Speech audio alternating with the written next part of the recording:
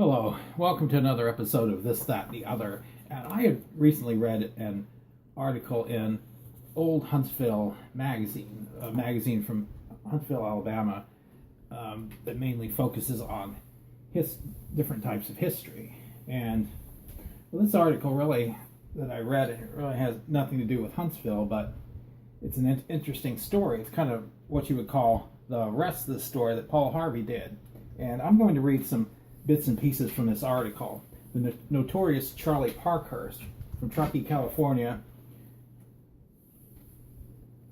Western stagecoach companies were big business in the latter half of the 19th century. In addition to passengers and freight, stages hauled gold and silver bullion as well as mining company payrolls.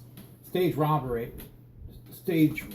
was a constant danger, and bandits employed many strategies to ambush a stagecoach. Thieves rarely met with much resistance from stage drivers since they had passenger safety foremost in mind. The gang was usually after the Wells Fargo money box with its valuable contents. Passengers were seldom hurt, but they were certainly relieved of their cash, watches, and jewelry.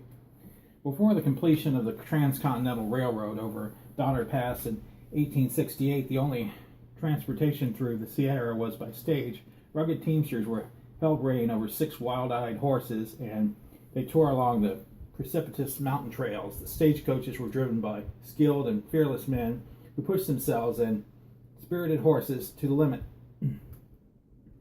One of the most famous drivers was Charley Parkhurst, who had come from New England in 1852, seeking his fortune in a gold rush. He spent 15 years running stages, sometimes partnering with Hank Monk, the celebrated driver from Carson City. Over years, Parkhurst's reputation as an expert whip grew. From 20 feet away, he could slice open the end of an envelope or cut a cigar out of a man's mouth. Parkhurst smoked cigars, chewed wads of tobacco, drank with the best of them, and exuded supreme confidence behind his reins. His judgment was sound, and pleasant manners had won many friends. One afternoon, as Charley drove down from Carson Pass, the leading horses veered off the road, and a wrenching jolt threw him from the rig. He hung onto the reins as the horses dragged him along on his stomach. Amazingly, Parkhurst managed to steer the frightened horses back onto the road and save all of his grateful passengers.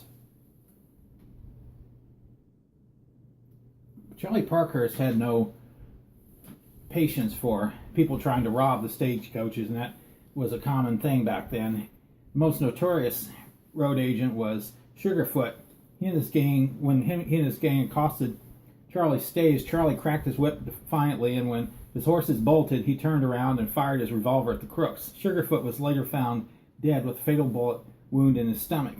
In appreciation for his bravery, Wells Fargo presented Parkhurst with a large watch and chain made of solid gold. 1865, Parkhurst grew tired of the demanding job and opened his own stage station.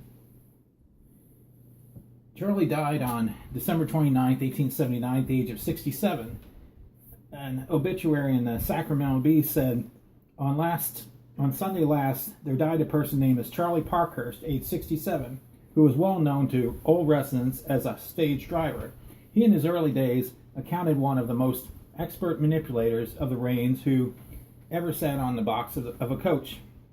It was discovered when friendly hands were preparing him for his final rest that Charley Parkhurst was unmistakably a well-developed woman.